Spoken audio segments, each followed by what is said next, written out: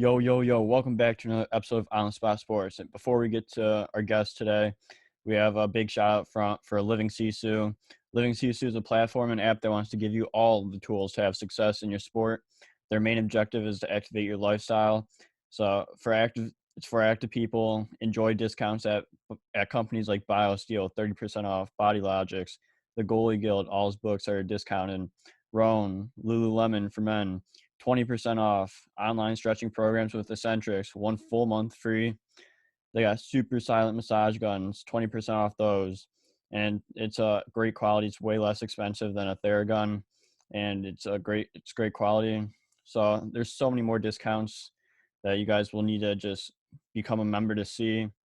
So they want to provide you with anything you need for success. So come join the community. I'm a part of it.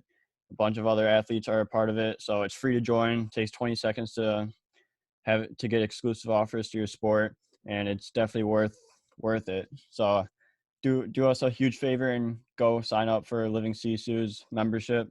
It's free, 20 takes 20 seconds. So go do it, and we'll see you there. Living Sisu is a great company.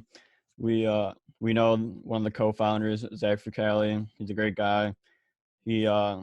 He's the co-founder. He does a lot of live streams on Instagram at Living Sisu, with a bunch of elite athletes, and you learn a lot from like the athletes' determination, their resiliency, everything to what made them become successful. So it's been a great experience so far. So go on. I'm gonna leave the link in the description. So go sign up. Yo, welcome back to another episode of On the Spot Sports. I'm Jack, and today's episode we're joined by a very special guest, current professional hockey goaltender Talor Joseph. Talor most recently played in the Federal Prospects Hockey League with the Binghamton Black Bears, and in the Southern Professional Hockey with the Roanoke Rail Yard Dogs, and the East Coast Hockey League with the Adirondack Thunder this year, as well as not this season, but last season, 2021-22 season, he also played 2 games with the Toronto Marlies in the American Hockey League, as well as a stint with the Abbotsford Canucks. And before that, he spent time in USports, 5 years in USports, 1 year ACAC before turning pro. And then before that, he was in the AJHL, the CAP JHL, the SJHL, the MJHL. So he's been a lot of places, and I'm excited to get him on. So welcome to the show, Talor Joseph. Yeah, thanks for having me, Jack. No, it's a pleasure joining the show, and yeah, no, it's good. Well, quite sounds like a suitcase there, so that's all good. Oh yeah, but we'll definitely have to dig into everything. But it's you're currently in Ottawa goalie coaching right now. So how's everything with that? Well, it's been good. So I'm here for a month in Ottawa. We're working with a junior group and then a kind of university junior group mixed. So me and Brian Wilson, we do some instructing with Michael Lawrence at pro goaltending. So we have a really good group here. I've been working with this group for, I want to say 6-7 years now and stuff. So I started instructing last summer. So it's been awesome. You learn a lot from Mike, obviously, and it's been good. It's been good. It helps you even when you're instructing, right? It helps you when you're in your own game. So seeing little things. So it's been awesome. So day 2. So we have a couple of weeks left of instructing. Then we have our camp here in a couple of weeks. So Yeah, there we go. Just gotta have fun with it. And like it really does, like when you're goalie coaching and everything, and like you're on the ice, like it really does like help you translate into your own game, because you're just trying to get the kids or the whoever you're coaching just do like the basics that you're doing and everything, and just that you're reinforcing it to them, which also then reinforces it into your mind. And when you're on the ice training or in a game, you're like,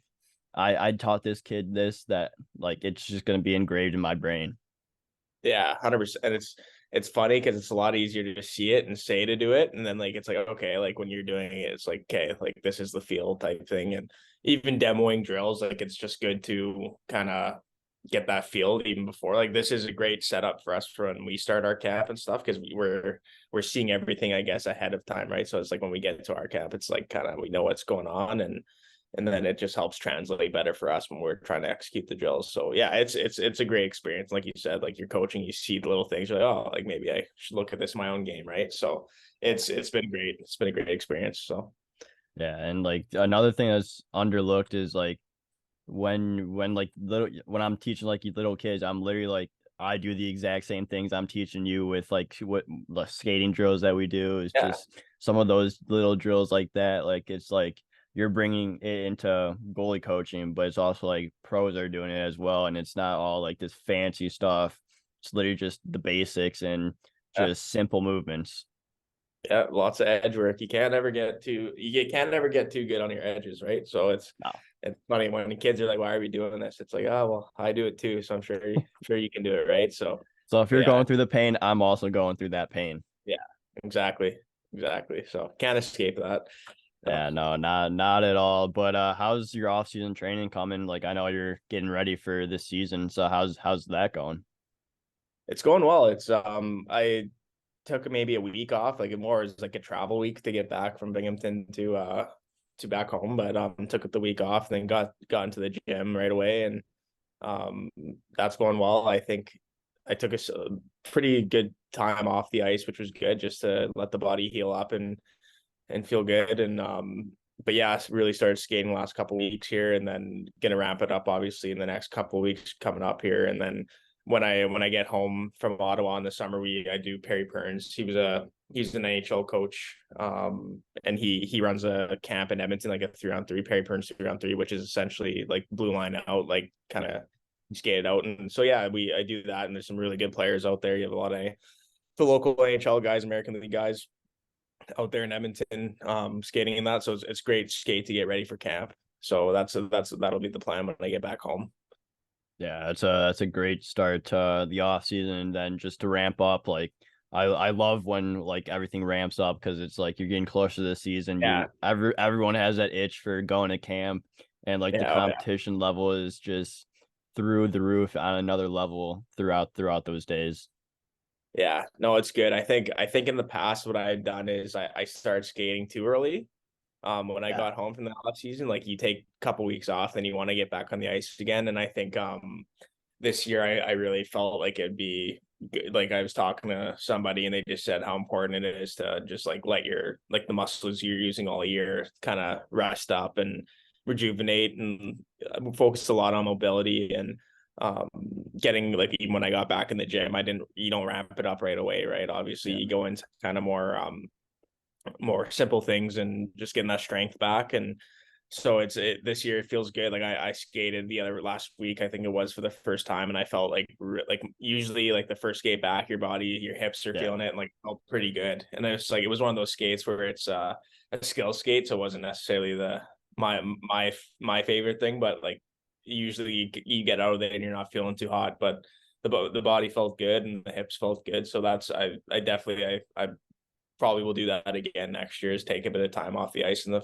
first month of the summer and just let the body heal up and work on the mobility, the range, and just try to improve in that area too, right? So yeah.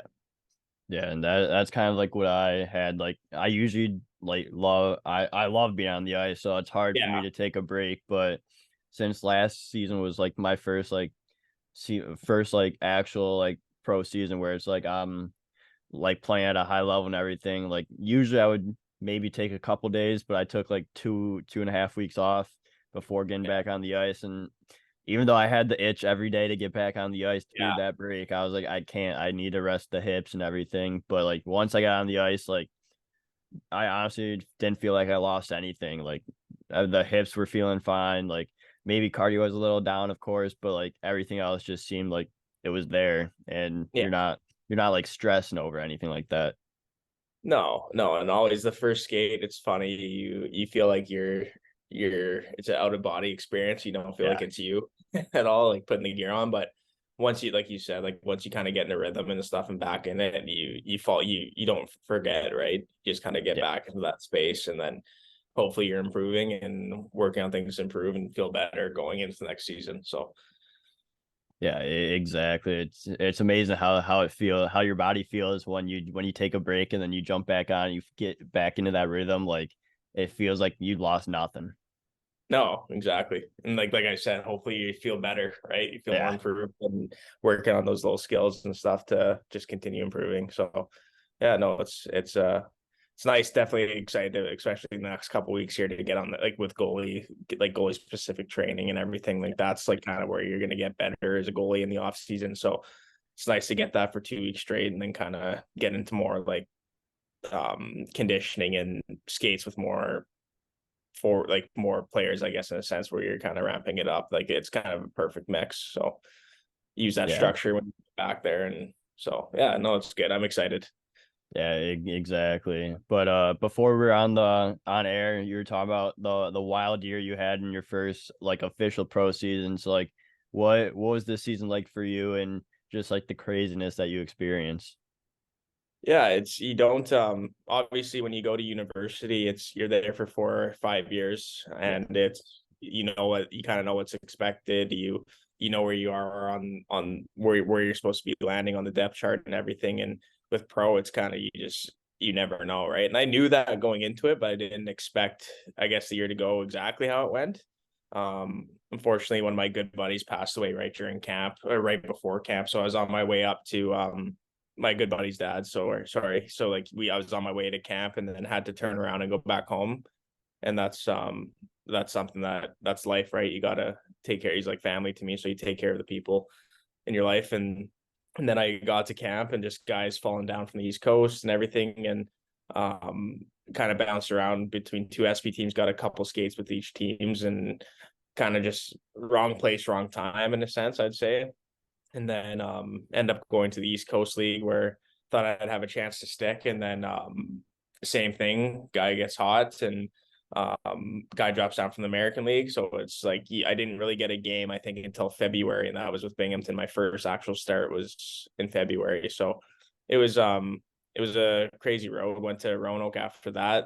Team was awesome, organization was awesome. Just got behind a hot goalie and he played unbelievable. He went on 11 game win streak right when I got there. So there's not much room for you to sneak in there, right? So it's yeah, it was kind of a year like that. I took a month off in Nashville just waiting to get picked up by a team. Um just was living with a buddy out there and just training out there and just gave me time to like kind of regroup and be like, okay, like this has happened, but you know what, just be patient for the next opportunity. And then Binghamton ended up phoning and at that point of the year, NCAA guys are starting to fall out, come down. So it's limited spots. And so I decided, you know what, like, I think the best thing for me is to get games in this year and went to Binghamton and it went to an awesome organization. Our coach there, Brad Sherwood, was awesome, treated us great. And he gave me every opportunity in the world. And fortunately, it went well for me. So it was like you get those rumors about the Federal League, right? And Yeah. be honest, like there's certain things that happen that you're like, okay, this is the Fed, but at the same time, it's like it is decent hockey. And I was very fortunate to go play in Binghamton this year and get as many games as I did that late in the season and get the opportunity to start in playoffs. And so it was good. I was very thankful and blessed for that opportunity. Yeah, and like you go to like a top tier organization in the Fed, like they may have the best arena in the whole Federal Prospects Hockey League. So like what was like that atmosphere like? Like you guys sold out a lot of games as well. It's like what's the atmosphere like and just playing in an Unreal Barn like the Visions Veterans Memorial Center? It was I didn't realize it like getting there. Like I knew they had an American League rink because the Devils and I think the Senators prior, and then they had the Rangers back in the day. But I didn't realize how nice it was and how good of a setup the team had. Like that this year was probably the best setup I had in whether I was in the East Coast, the SP, like that, the setup there, the rink, obviously you can't go wrong with that rink. You get 5,000 fans a night, 4,500 fans a night, and they they always told us that they enjoyed having us there over the American League team. But I think part of it was because we were more personal with the fans and stuff. They'd come down for autographs at the end and like they'd be out there for an hour outside our door after the game and guys would go out and just show your appreciation. And the support we had out there from the fans was pretty wild, right? And like I'm from Canada where like here they love the NHL, right? Like besides that, it's kind of like who are you type thing where it's Yeah. like in Binghamton, felt like you're playing for the Toronto Maple Leafs there, right? So it was a cool experience just to play in front of those fans every night, and the building would get pretty wild. And it was a great experience, and I got treated very well there. So Yeah. So like everyone has like their welcome to the Fed moment. So what was your welcome to the Fed moment? oh I think like with the living situation wasn't the greatest at the beginning. Like they've improved that. They're getting guys out of the spot that we were at, but like that place that we were at was a little bit like you could tell like it was minor pro hockey living and stuff. But like besides that, it was good. Like we had a good group of guys. Guys worked hard. Like they didn't like the old Fed, I guess you want to say, like they didn't treat it that way as much. Like there's a lot of good young guys that really wanted to improve and move on, right? Like they weren't just playing to play in the Fed or just to play and kind of coast through. They were there to either win a championship or try to move on to more leagues, right? And you can see there's guys on our team that are signing up and moving on, and that's good. Like when we're playing hockey, I feel like that's the biggest thing is if you're playing, like not to get content and to continue to strive for better for yourself, and whether that's staying in that league and setting goals for yourself and what you want to reach and attain, or trying to move on to the Southern Professional League or East Coast League, right? So we have quite a few guys that I like that will be leaving this year, moving on to new teams, probably 5 or 6, maybe more. So like it's good for the team. It's good for Binghamton as a look for guys to get guys there, right? Like if guys know that they have a chance to move up playing there, it's just more attractive for guys to go, right? That was the biggest thing. I think when I talked to Brad, you have worries because you hear stories about the Federal League, and Yeah. talked to Brad who had played in the Fed, he played in the SP, the East Coast, and like he said, hey, like I'm here to help you with what you want. If you want to move up, then we'll do what we got to do to help you move up. And that's something that he's held his word on, and he's been an awesome asset for me, and he definitely gave me every opportunity there to do what I need to do to also move on and pursue my dreams. Right. So Yeah. it was a great situation there. And I wouldn't change it, as I'd go back there again. So if I was in the situation I was, so it was good. I have no complaints there. There's you got those long bus rides. We had our bus. I remember we went to down south trip and our AC was broken. So just like little things like that where you're like, it's the Fed boys. So but it was good. I enjoyed my time there. Yeah, that's unreal. Sometimes all you need is that opportunity, that coach to trust you and give Yeah. you like all the opportunities that you would want and to succeed under those circumstances like that. That's all you need. Yeah, 100%. 100%. And that's you got to earn that. Obviously, it just Yeah. doesn't come, but it was nice. I felt like at the times this year I wasn't getting that opportunity. So it was just nice to like get that opportunity and then have a chance to run away with it. So I was very fortunate with the situation I landed in there.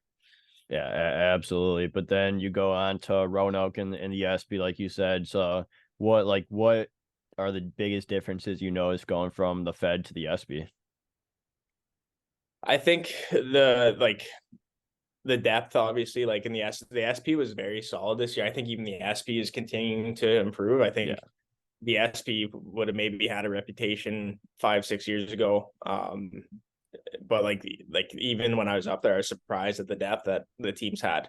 Like everybody could play. Like there wasn't really like there's only 3 lines, but like there wasn't like a third line that's like clearly like, oh, okay, like like it's not great, but like everybody was solid. Like speed a little bit more of the guys making plays more. Besides that, like the federally, like the top 2 lines or the top line most Fed teams like could play in the Southern Professional League, right?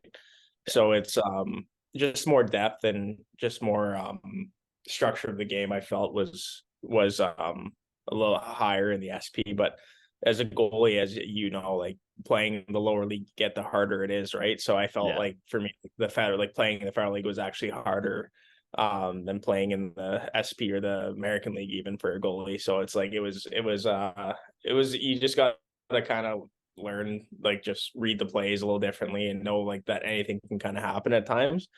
But besides that, that's more the major differences I could point out with that. So, but Yeah. I find it funny how you said like as you go up, like it gets easier because like I tell people that all the time that don't play and they look at me like I'm crazy. And it's like it really does like everything gets a little bit easier as you go up the levels because it's more structured, like plays like you can read it better, just stuff like that, like the little things. But like yeah, people still look at me like I'm crazy. yeah.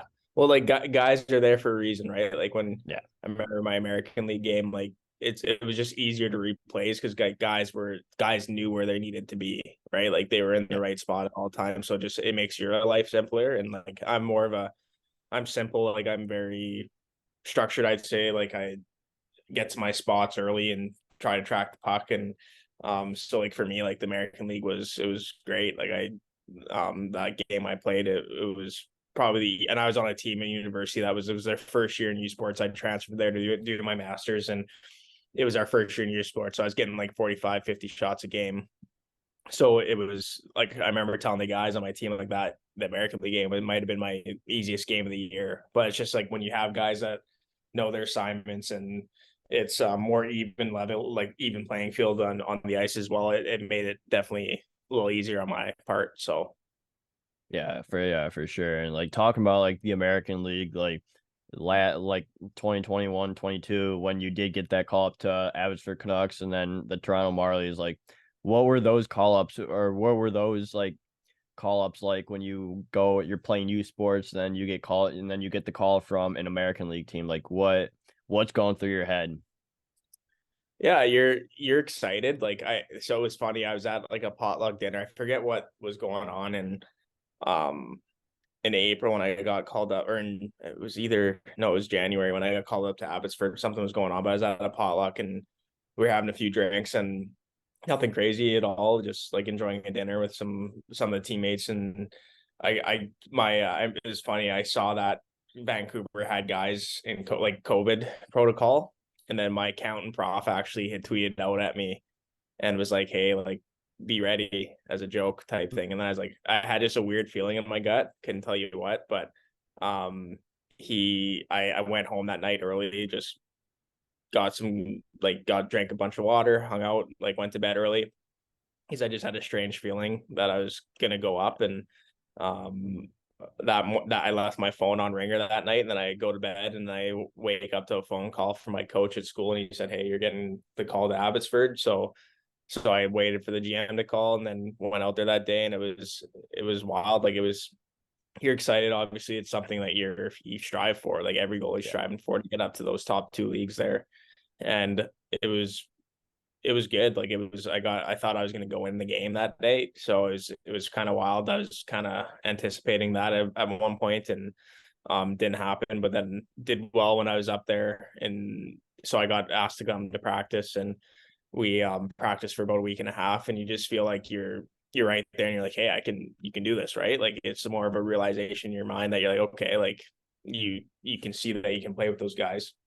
And then did well. And then I remember in March, it was the Marlies were in town, and I got called up to play with them to back up for the weekend. And then I got the call, and then I get to the show up to the rink, and then an hour before I'm walking into the rink, and Boston was or Toronto, the Leafs were playing in Boston, and we were Pacific time, they were Eastern time, so their game was on already. So the trainers have their game on the iPad on the trainers bench there, and right when I walk in, I see like Mrazek goes down with an injury.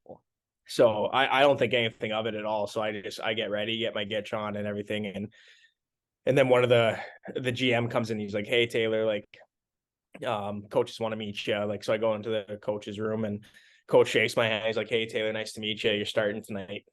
So I like kind of laughed as I hadn't been on this ice in 6 weeks because our team had finished early. We didn't make playoffs that year, so our ice was gone right out of the season. So I didn't have any ice at all.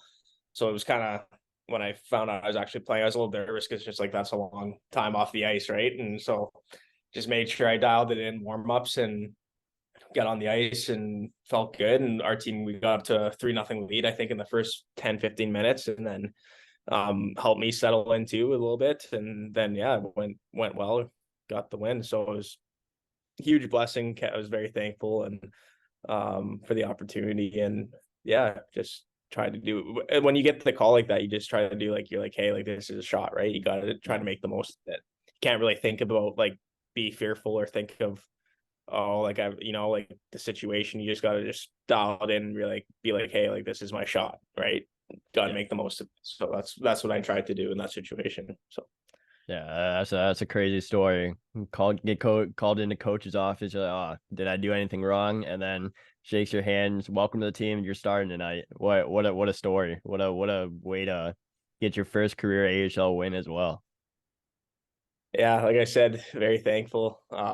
God was on my side that night. I'll tell you that. So it was, yeah, it was a huge blessing. I was very thankful to get the opportunity, and yeah, no, it was a really cool experience. Something definitely I remember just sitting back after the game, just hanging out in the hotel, and just being like, wow, like things can happen so quick, right? You never know. So that's the thing with goalies, you can move up. You saw Ferguson this year with Pittsburgh, right? Like with Ottawa against Pittsburgh, he was a week before, I think he was in the coast, right? And Yeah. then within a week, he's starting in the AHL and gets his first win, right? So, and stops Sidney Crosby Malkin, stops 50 shots or whatever. So it's like, you never know. That's the cool thing about our position is like, if you just kind of stick with it and get in the right place at the right time, you never know kind of what can happen. So, Yeah, exactly. You never know what's gonna happen. But like you've played in the Fed, you played in the SB, you played in the Coast, and you played in the American League now. It's like, what are some of the biggest takeaways from all of your experiences that you've had so far to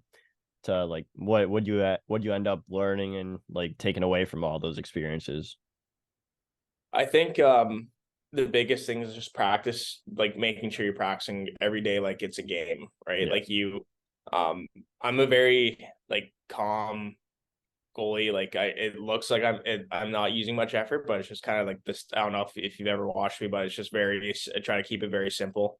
I stay Yeah. on my feet a lot. Like I'm over 6 feet, but I try to make saves on my feet at times. And I think the biggest thing is just making sure that you at least the coaches, you're looking like you're dialed in no matter what. And because at the end of the day, like coaches don't know goaltending that well, right? Like that's why they have goalie coaches at Yeah. those top leagues and stuff. So you just gotta um just just battle and like just show that you're capable, right? Because like for them, their jobs are on the line to give you a shot. So you got to make sure that you're performing, and then once you do get in a game, kind of just make the most of it. You can't look at I've seen situations where guys in a way like you look at the opportunity they get and be like, oh, it's a 3-3. The team had an overnight Yeah. bus trip.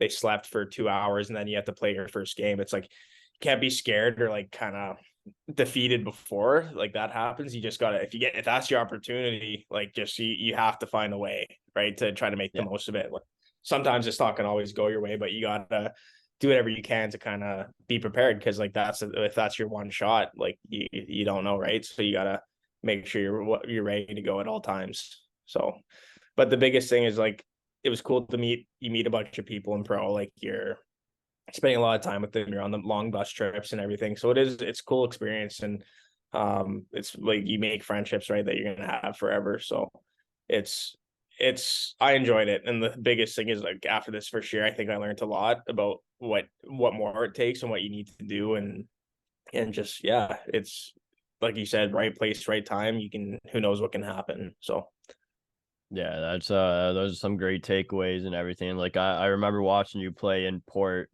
one of those games, and you, like you said, you're very calm and everything. Like one of the biggest questions I have is your pads are super high yeah. on your legs. So like what's the story behind that? Because I've had buddies that ask that and I'm like, I have no idea. I'm gonna have to ask him. Yeah, that's funny. That's a good question. I got roasted on Instagram with the Leafs, I think, or when I had they saw my skates and they thought I had player skates on. And but so I'm in a weird spot, like where I'm fit for medium for pads in the Bowers, but I'm more of a large Yeah. like body, right? Or sorry, what's it called? Thigh rise, I guess, where like I fit better in a large, but my knee fits better in a medium. So you have to go with the medium knee block because it's gonna for the performance on the ice. Yeah. So last year when I got my gear, it felt a little short, so I put it on top of my skate. So I literally put like I'm weird. I like the toe ties. Like I don't know. I've had success with them. I like them. I like the feel. So I put those actually on top of my pad. So it's like not even connected to my toe bridge. Like I put it Oh, on top. I put the top of the pad on top of my skate when I put it together, and then I just put the straps on. It stays. So then this year I was able to. I know the pro rep for Bauer, so I was able to get an added extra half inch on the top of my pad thigh rise with the medium. But so like when I went to camp this year, I tossed them on and I had them on my toe bridge and I couldn't do it. Like the feel, I could not for whatever reason. It just felt off. I didn't that's the like the worst feel. feeling too.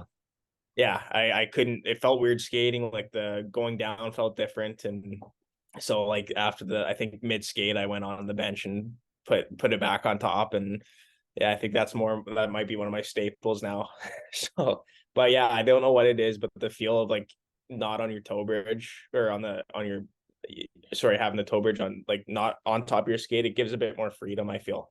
Yeah. So it feels like it's more like just shin pads in a sense. I don't know. It's hard to explain. So, but yeah, that's had a lot of questions and criticism on that one. So that's all good. Yeah, because It's like you I could can literally explain see your myself. toe So. cap on your skates. Yeah. Like Yeah. It's hot. I think that's why everyone questions it because like you're like, oh, so those pads are high, and then like, what if you get shot or with a hit with a puck in the toe cap and all that? No, in practice, it does happen sometimes. Like if you ever do that far pad drill, like Yeah, if you overextend, I'll get it in the toe sometimes, but I've never had an issue in a game ever. And the skates are pretty built pretty good. So it hurts yeah, a little bit, but it's like, I don't know. I don't know if I'll be able to go back. So yeah. That's still a great story and like very unique. So that's what makes you as a goalie and like that. That's awesome.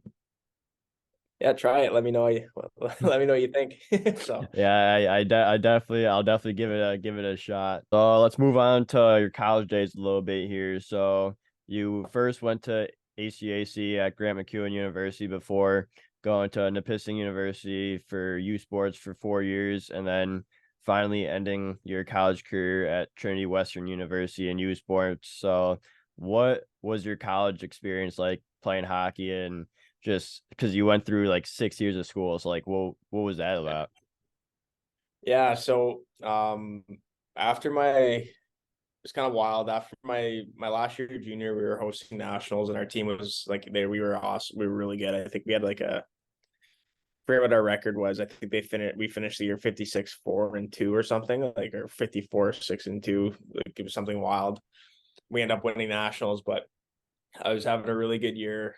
I was leading Canada in shutout, save percentage, goals against, and then I tore my knee and tore my meniscus and rebound in Ouch. practice at the end of practice, and so Of course it was during rebound. yeah, of course, hate that game now. No, but yeah, so like I lost. I was talking to quite a few schools, had a few offers at Division 1, and then lost those. Um, and then no one would really take me, like even esports teams, because of my knee. I didn't know if I'd be able to honestly play again because it was the way they didn't take it out, they'd repaired it. So it's a longer. I was out for like 10 months. I tried playing again, so I went to McEwen in the ACAC just to kind of get somewhere, get games. And I played 4 games that year, and it was really hard getting back. I remember like trying to push into the post, and I was scared for my life to do that. So I didn't know if it'd ever be the same. And then about after Christmas that year, I started to feel comfortable, felt 100%. And then that year I transferred to Nipissing just to get into U Sports. And that spring I got hit by a drunk driver. So transitioning from McEwen to Nipissing, I got hit by a drunk driver and was out for quite the whole summer, like couldn't train or anything. So it really slowed my progress and stuff when I did get to school. So like the first 2 years was just trying to get healthy again and feel good. And then my last couple of years got an opportunity to play there and it went well. And our team was continue to get better, which was good. And then after my last year in Nipissing, I was looking to try to go pro, and then COVID happened. So Well, with COVID, yeah, so like I was looking to try to go at the end of the season. COVID shut everything down, and then the next year half the teams in the East Coast were going, like half the teams in the SP were going. So I didn't feel comfortable. I had a year of eligibility left because of all that stuff that happened with the injury and the drunk driver accident and stuff. So I had an extra year left. I was like, might as well try to do the crazy thing, get some more schooling done. And so I think I ended up doing like 7 years of school, which is like it was fortunate that's because I unheard of. oh man, it was crazy because the one year I pretty much took off because of the injuries and everything.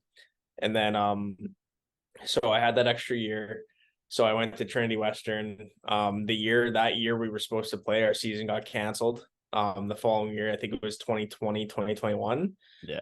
So I was pretty much a year and a half without playing hockey. And then I was debating on trying to go to the the Federal League that year just to play, right? And then I decided, like, you know what, I could get 2 years practically of my master's paid for through schooling. So I was like, okay, like maybe we'll stick it one more year.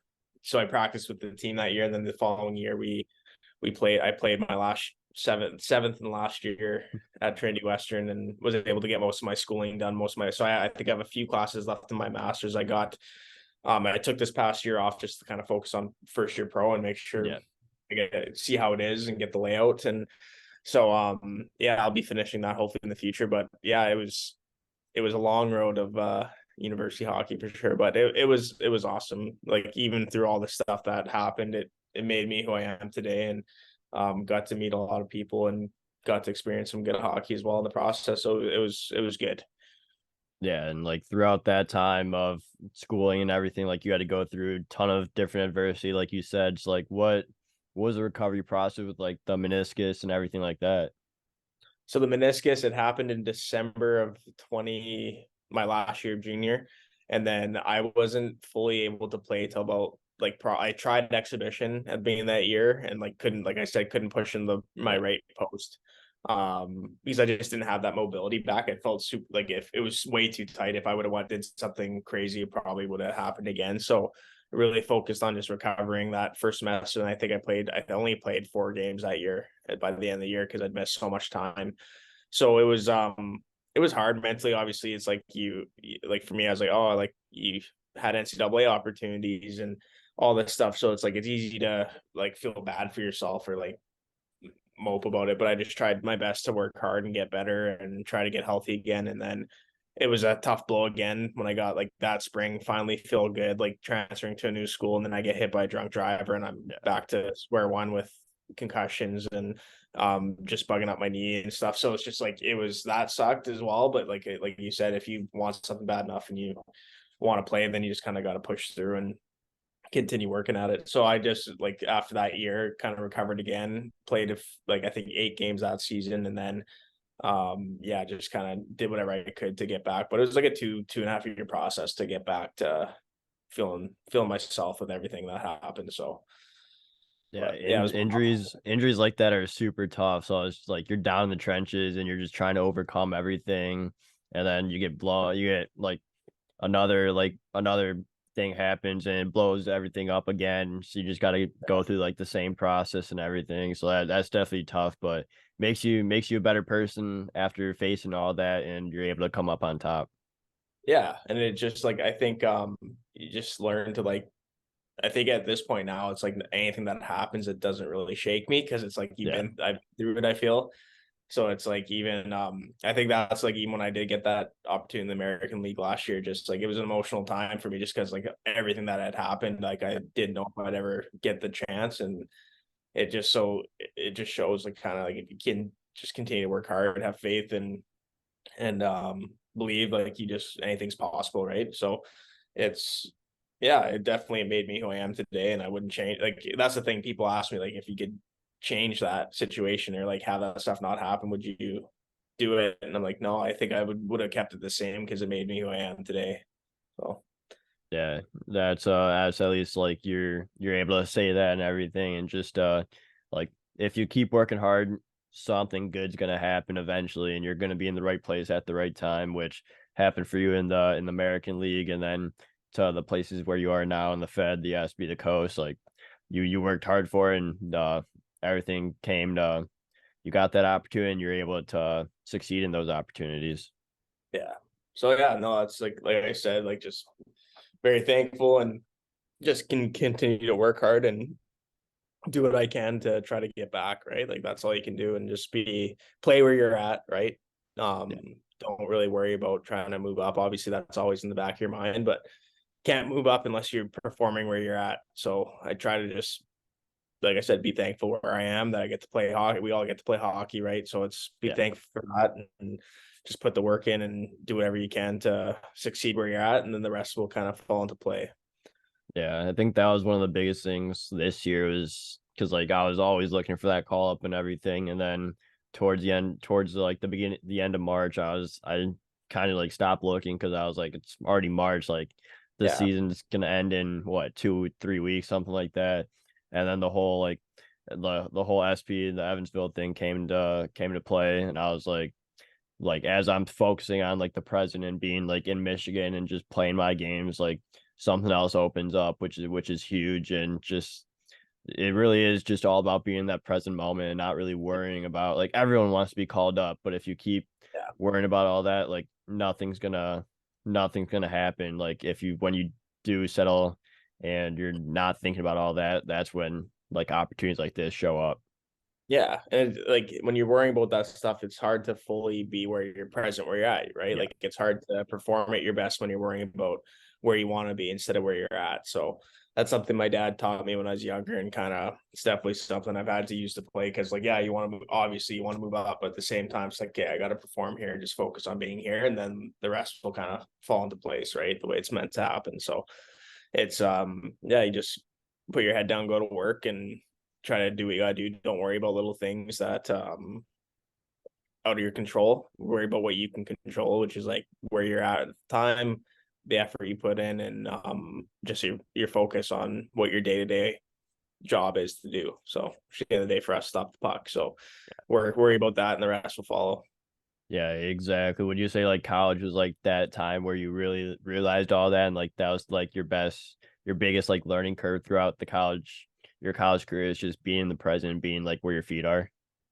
Yeah, and like I like where I went to school, we had some really good goaltending. Like we had the next NHL draft pick. He's Brent Moran. He's playing the East Coast, and then we had Dominic Graham. He played Ivan Malenka. So I was with a couple of really good goalies, right? So at times, especially coming off the injury, I didn't get that much opportunity at first, but I just realized, hey, like practices are my games, so I'm just gonna really worry about trying to get better while I'm at practice. And then when I did finally get my opportunity and went well, it's like you just go with it, right? But that's the thing, you never know, right? Like you see goalies in the NCAA that like they'll start their junior year, their junior senior year, and then just take off, right? And it's just like you just sometimes it's you need to go through that sometimes too to mature mentally and kind of get over those hurdles. And then once you do and you're able to do that, then you get your opportunity, you're more ready for it, right? You're not Yeah. obviously it can go either way. You could, if you're in that situation, you can pout or complain, be a bad teammate, or you just go to put your head down to work, be a good teammate, and then when your name gets called upon, you're ready. So that's kind of something I like more in university, definitely where I learned that. So Yeah, I've always been like a good teammate and everything, but like you learn the importance of it, like when you yeah, do get to like the pro level, because like coaches talk about it all the time. Like if yeah, even if you're like super talented, but you're a really bad teammate, and a guy is average but is a super good teammate, they're more than likely going to take that guy because he's a good teammate. He's going to support the team, support the boys no matter what, compared to some other guy who's just way over his head and not really caring about his teammates. yeah, 100%. Like I think obviously like it goes both ways. Like sometimes in pro you're like, how is this guy here like the way he Yeah, is, but like he brings some sort of value, or whether the coach wants a little bit of that in the room. And then there's time I just try at the end of the day, whether you're playing or not, like my goal is just to be really good teammate, support my goalie yeah, partners, support the team. um there's obviously like I think there's you're not gonna be perfect. There's gonna be days where if you're in a tough situation, it might be tougher some days, but like at the end of the day, you just gotta be a good teammate, work hard, and support your team, right? Like you're on yeah. the team for a reason, whether you're on the bench or in the net, right? So you just gotta support, do what you can to contribute, and then add value to yourself, right? And then on top of that, if you're a good player, good goalie, then it only helps you, right? So helps you move on. Yeah, exactly. But I want to move into your junior career a little bit here now, and this is where you got to experience a lot of different parts of Canada. Like you're, like you said earlier, a bit of a suitcase. So like, what was junior hockey like for you, and just all the moving pieces and everything that comes with playing junior hockey? Yeah, no, I think so. For me, I was a late bloomer. I my first year AAA hockey ever was major midget, and when I was 16, I'd always been like a kind of a house league, um, single A, and then my I was able to play major midget AAA, and then my last year of midget, I played junior B, and it was a great move for me. Like just you're playing against older players, and at the end of the day, I was with a team that I thought I was going to make one of the top teams in the Alberta Junior League, and then they had a guy drop down from the WHL, and I ended up trying to find a place. So I started with Olds, and I remember at one point they weren't looking for goalie, but the coach had me come out, and he's like, "Hey, like you can skate with us until you find a team." And then I got an opportunity one game. I was just practicing for like 2 weeks. My parents would drive me 2.5 hours there, 2.5 hours back every day. It's crazy to think about now. But I remember I was listening to a game online. The goalie had gotten pulled in the one game, so I was like, okay, maybe they'll give me a shot. Go to the practice the next day, and they said like essentially we're going to give you a start. If you get the win, you're going to stay. If not, then we're going to like part ways here. So got the start and was fortunate enough to get the win, and so I moved down the There we next day. go. Yeah, so it was went there and then spent some time in Fort Francis in the SIJHL, which is like I there were some things that happened throughout that year, just the politics of hockey, it happens, right? But I ended Yeah, up going out there and didn't really know much about the league, just was fortunate, happy enough to get the opportunity to play. Went really well. I think we when I got there, went on a 10 game win streak. We got top 5 stars in Canada or whatever, and then so it was doing well, and then we went to the finals and lost to a team that went to the RBC Cup semifinals and lost in overtime. So I think we lost in Game 6 double OT. So we were right there. So it kind of opened doors for me to move on out west to get more exposure. And I was talking to some teams in the BCHL, some null teams, and then Portage and Manitoba had approached me, and they're saying that they're hosting the RBC Cup at the time in 2 years. So I was able to play my 19, my 20-year-old year we were hosting. And so I wanted to go to something on my heart to go to Portage. So I went there and had a really good last 2 years of junior there. And then unfortunately just ended with an injury. But besides that, yeah, I got to travel around all parts of Canada that my years in junior. But like I said, everything happens for a reason. I met yeah, some amazing people along the way, and like I said, like unfortunately it ended a little earlier, and it was nice. I was able my team did end up winning, so I was able to be there even though I was hurt and just experience the championship and stuff. And so it was a good feeling, and it was a good way to end it, even though I wasn't playing. And yeah, so that was kind of my junior career. It was a bit of a gong show at times, but it all worked out, and everything happened for a reason. So I was very thankful for that. yeah. Everything happens for a reason. You ended up with your junior career coming to a close with the Portage Terriers, where you put up stellar numbers, especially that last year. You were 17-1-2, so like with a 1.62 goals against average. Like, what was like your key to success throughout those last 2 years in Portage?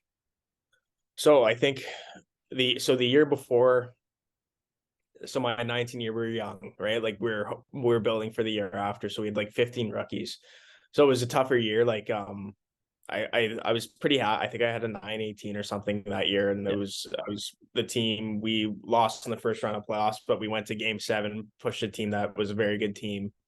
That they lost, they end up losing the finals, but we pushed them to game 7, and each team won at home. So the home ice was pretty important in that series. But we learned a lot, and then the year later, everybody was just kind of like stepped up their game. Like we had a pair of twins that were kind of just played their third year midget and then went as 18, 19-year-olds in junior. And like the one went to Calgary Flames camp after his 20-year-old year just because he had lit it up in the RBC Cup, got RBC Cup player of the tournament and stuff. And so it was like we just got so much better. And so like our team was really good. I was probably averaging 25, 30 shots a night, but like it was hard, but it was easy at the same time. So it's like you wouldn't, or easy but hard at the same time. So like you would see maybe 5 shots and then be like 10 minutes and then it'd be like a 2-on-1, right? So it's just like I was used to being on teams where I was getting peppered with shots. Yeah. But when I went to this team, it was nice because I really learned the mental side, like staying in the game even when you're not active, right? And that's something more in pro. You see pro games where it's like in the third period and the shots are like 12 to 15, right? But just because everything's so structured. So it definitely, I think it helped me mentally just being able to stay in the game, stay ready for like when if you don't see a shot for 10 minutes, like when it does come, you're still able to execute and make the saves you're expected to make. So it was it was a very good experience that last year. And like I said, the team was phenomenal. We ended up winning the championship there. So it was a great experience there in Portage. Yeah. So what was the experience like of winning the championship? I know you were injured throughout that time, but you got to experience that championship, and I'm sure like the party after and everything. It's like how was winning a championship? Yeah, it was cool. It was definitely like just seeing like the group of guys that you're with for the 2 years. Like obviously guys are coming in now, but like the core group of guys that were there, just to see the work that because you're with each other for 2 years. It's kind Yeah. of similar to university the way they'd structured it. They went young and then so that they were ready for that year. And so just cool to see the guys that you've been with for so long and work so hard with and to get it done, like to host and be able to do it at home where you have 4,000 people or 3,000, whatever it holds there, and be able to do it at home is a pretty special moment. And just like seeing like how happy everybody was, the guys, it was got a long week afterwards, but it was a pretty neat experience that you can't doesn't really happen often at that level. So it was something like you never really forget it, right? And you still Yeah. have lifelong friendships with those guys as well. So yeah, it was a cool experience. Yeah. So I'm guessing that's your favorite memory from juniors winning that championship, right? Yeah, yeah. I think like Fort Francis was cool because able like in my rookie year to go to the final. And like the team that we like took to game six, I think they had like 5 losses all year. Like they're a bit of a wagon. It was the Minnesota Wilderness like Yeah. the year before Mhm. they went to Null. So they were stacked. Like they were trying to get ready for the next year for them. So that was a special, like even though we fell short, like we were able to take them that far and get close to, like, I think if we would have won that game, I think we would have won game 7 just with how the momentum was going. So you're right there, right? So that was a special moment. And obviously being able to play in that and be able to get that opportunity at that age, that was something that's up there as well for that for me. Yeah. Yeah, absolutely. Those are some great memories, but it's been a lot of fun getting to know you and like all your like the experiences you've gone through, the stories. But I have a few more questions before we wrap things up here. So, do you have any tips for young goaltenders or goaltenders looking to get to the next level, whether it be like junior to college, college to pro, youth to whatever level they're heading to next?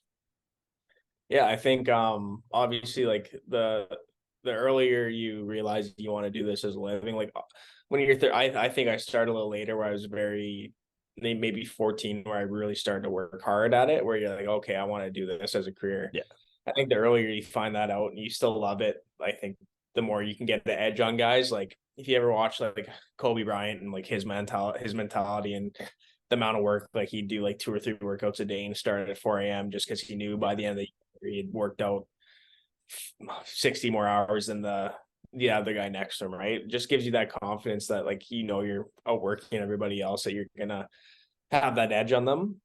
And I think really it's just you got to persevere. Like nothing's easy in hockey, and it gets harder the higher level you get. There's a lot of good players out there, so it's like you got to get used to adversity and not shy away from it. You kind of just got to be like accept it and then move on, right? I think guys dwell on things sometimes, or they hit adversity and they don't want to experience that again, so they just say, "Hey, I'm done."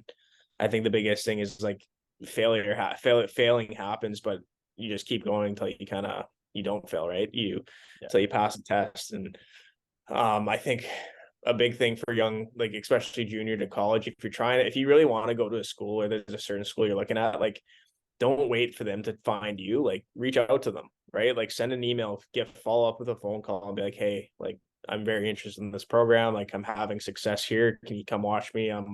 A lot of those coaches like that because they might not even know who you are. And then they see that you're having success where you're at, and then they'll come watch you play, and you never know what can happen. So I think a big thing is like, yeah, you like have someone in your corner, whether it's an advisor or something trying to help you out. But at the same time, like don't be afraid to kind of pursue where you want to go and make those connections yourself as well. It shows that you're serious and that you're doing what you got to do to pursue your dreams. So I think just being ahead of it and not just waiting it for it to come to you, pursue it yourself, right? Make the calls, make the connections you need to, and then when you play, just stay in the moment, right? Yeah. Like I said, like we were talking about earlier, the best advice a junior coach ever gave me was stay in the moment. Like worry about where you're playing now. Don't worry about where you want to be. Worry about where you're playing now and being the best where you're at, and let the chips fall where they may. So Yeah, it's just I love that advice, and like just like the being your own advocate, like that's it, brought me the most success is just being an advocate for myself and like emailing coaches or being like I'd love to come here like and showing that you're interested in playing for them and like or and the city. So it's just it's a great like refresher to hear that and like to notice that like being your biggest advocate it's gonna help you in the long run. yeah, no, of course. And it's just like if you want something, pursue it, right? Yeah. Sometimes you're not always going to have an agent that's going to believe in you, or you're not always going to have people that are going to talk you up like you might be able to sell yourself, right? So do what you got to do to sell yourself, and then when you get there, show what you're saying, right? Like You just go I prove it. think, yeah, go prove it, and that's up to you, right? And that's putting the work in and having the confidence in yourself that you know you can get it done, right? So yeah, I'm a big believer in going for what you want and approaching teams, coaches, and give them a call and just let them know you're there. Because half the time, I guarantee they don't know who you are, right? Especially, so you never know unless they see you or they approach you. Like, if you want to go to a school or a team that you're really wanting to play for, give them a call and be like, "Hey, here's my email. Send them a resume or send them a video. Do what you gotta do, and then hopefully they come watch you play. And then you never know what can happen."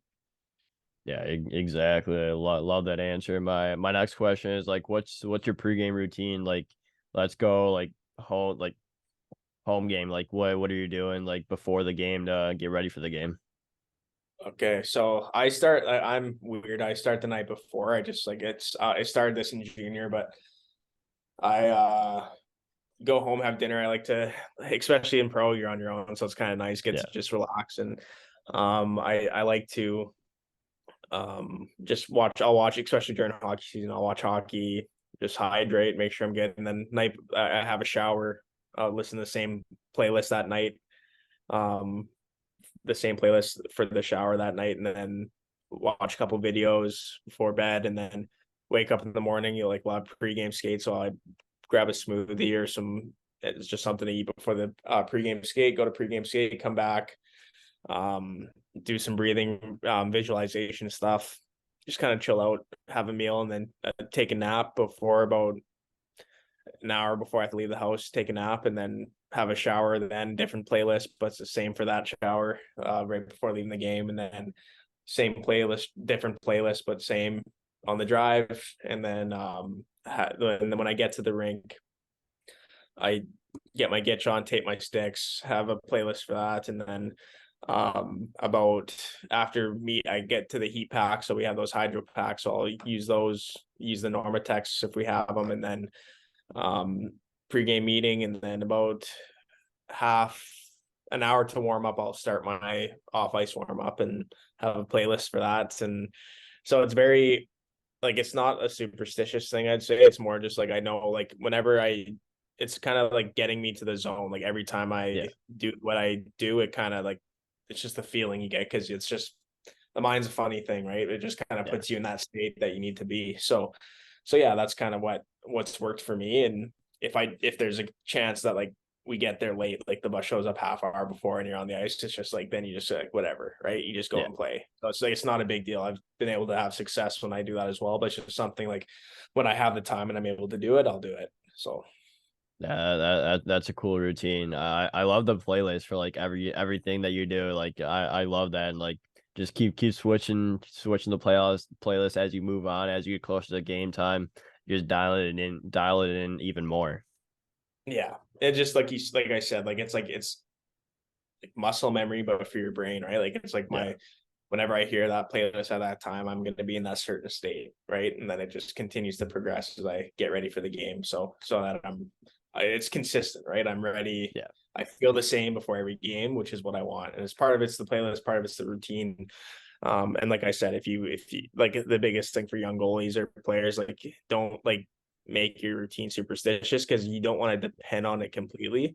You still need to be able to, if something happens, you still need to be able to just go out and perform. And sometimes I've had my best games when I don't follow it, right? Or something happens and I can't. Like sometimes you have your best game. So I think it's nice to have something, but if you don't have to do it to just you don't have to think, oh, if I don't do this, I'm not going to be successful in the game. Like at that point, just go and play. You've been playing the game for years, just go play and you'll be fine. So Yeah, exactly. I love that answer, and like love that routine. But I think that's a great way to wrap this up. But Taylor, thank you again for coming on the show. I really appreciate your time, and I want to wish you the best of luck wherever you end up next year, and hopefully play against each other one of these days. yeah, I know, man. Like I said, keep grinding, keep working hard, and thanks for having me on the show today. Appreciate it. Yeah, of course, anytime.